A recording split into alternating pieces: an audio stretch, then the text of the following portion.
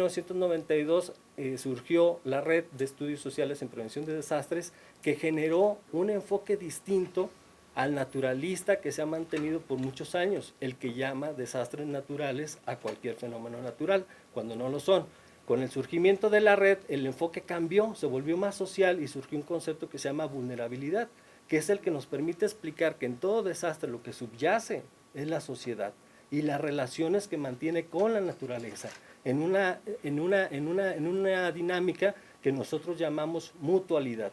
O sea, tú tienes un entorno con ciertas características y tienes que aprender a vivir con él.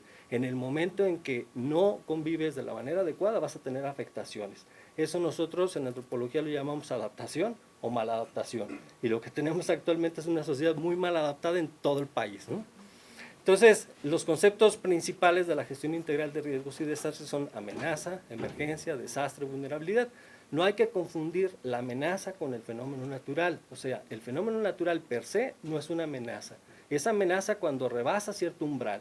Es decir, cuando ustedes están bajo una lluvia en su casa, disfrutan de la lluvia. Pero en el momento en que están en el periférico expuestos, esa lluvia se puede convertir en una amenaza porque mínimo les puede ocasionar un choque, ¿no?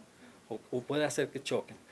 Igualmente, el fenómeno natural no es por sí un desastre. El desastre es el resultado de un proceso muy complejo, ¿sí? Multifactorial, multidinámico, multicausal, muy profundo, ¿no? Y lo que es el fenómeno natural son características físicas que no debieran detonar un desastre.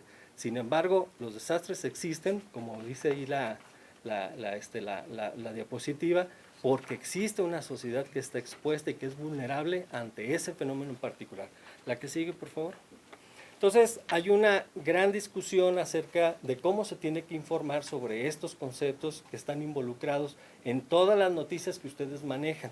Sin embargo, en el momento en el que ustedes las escriben, pues no reflexionan con todo respeto cada uno de los conceptos porque la prontitud de la información es prioridad. Entonces, no se hace una reflexión acerca de si estoy llamándole a amenaza al desastre o el desastre a la amenaza o el fenómeno amenaza, etcétera. Simplemente se da la información tal cual, ¿no? Entonces, pero esto es parte de un ciclo que hay que reflexionar. No lo vamos a hacer ahorita, pero tendremos después alguna otra oportunidad de hacerlo.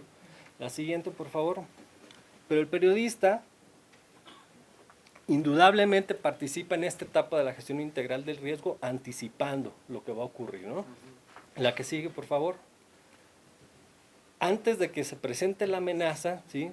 El periodista, como ya lo mencionaba Carla, ¿no? Tiene una función social, ¿no? Que es transmitida o que es evidente a través de un lenguaje que trate de hacer lo más coloquial posible para que todo el mundo lo entienda, ¿no? Pero eso requiere de una formación y de una información preparativa, ¿no? A la cual te podemos aspirar o podemos acercarnos por medio de estas publicaciones que ya les mostré, o por medio de estos talleres o por medio de otro tipo de capacitación. Entonces, el periodista como tal, pues funciona también fortaleciendo el trabajo que realizan las instituciones, pero tiene que hacerlo de la manera más adecuada. Y la parte también que tenemos que destacar es que dentro de la labor del periodista, la información genera un imaginario del desastre, de la magnitud del evento, y eso lo percibe la población en el momento en que los leen, que los escuchan o que los están viendo a cuadro, y a veces no se reflexiona. Por la prontitud con que se da la información, no se reflexiona en cómo está la sociedad construyendo su imaginario acerca de lo que le estás mostrando, ¿no? Entonces, en casos muy específicos, por ejemplo, Patricia, el huracán Patricia, la siguiente, por favor, con toda la información que se generaba, pues se generó la idea de un monstruo, lo llamaban literalmente, ¿no? Kerry Emanuel del MIT en Massachusetts, él decía, si el huracán impacta como tal, no va a quedar piedra sobre piedra, ¿no? Entonces, la gente que vivimos en Colima o en el occidente, de verdad estamos muy asustados, ¿no? Sirvió ese mensaje de alguna manera porque permitió que todas las personas hicieran caso y evacuaran la zona. O sea, tiene su parte buena la información que puede resultar exagerada para algunas personas, pero por otro lado también es riesgoso, ¿no? Porque te genera una alerta demasiado grande que a lo mejor no ocurre lo que se había anticipado y entonces las personas se desilusionan, al menos con el meteorólogo, ¿no? Luego dudan, dicen, no le atinaron, dijeron que se iba a destruir todo, no pasó nada, ¿no? Aquí estamos como sin nada. Pero entonces, el periodista tiene que ser consciente de eso, ¿no? De que comunicar implica también orientar. La que sigue, por favor. Y es importante saber que toda la información que ustedes generan en el día a día sobre distintos temas tiene un carácter preventivo. O sea, cuando ustedes informan de que hay contaminación, de que hay desertificación, de que hay empobrecimiento, todo eso es parte de un proceso de vulnerabilización de la sociedad, ¿sí? Y esa vulnerabilidad que subyace en la sociedad es lo que debilita las capacidades y permite que ante cualquier fenómeno, incluso una lluvia, pueda detonarse un desastre, ¿sí? Nosotros hacemos la precisión de que se detonó el desastre hoy, ¿sí? Pero es un desastre que se venía gestando desde hace tiempo, ¿no? Hoy se gestó porque hoy se presentó el fenómeno natural, ¿sí? No lo llamamos desastre el fenómeno natural. Entonces, la que sigue, por favor.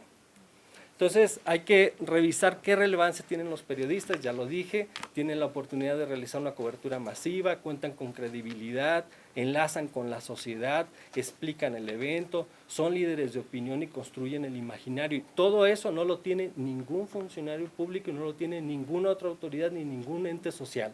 Esa es la gran ventaja que tiene el periodista sobre cualquier tipo de información que circule en las redes. Tiene todo ese capital profesional que sustenta la información que está emitiendo. La que sigue, por favor. Y entonces, ¿qué función tiene la gestión integral de riesgos y desastres? Pues vincular tanto a las autoridades como la población, los operativos y los científicos en un diálogo que tiene como propósito reducir las vulnerabilidades sociales, evitar la exposición innecesaria de la población, mitigar los impactos en la medida de los posibles, preparar y prevenir, que no son lo mismo.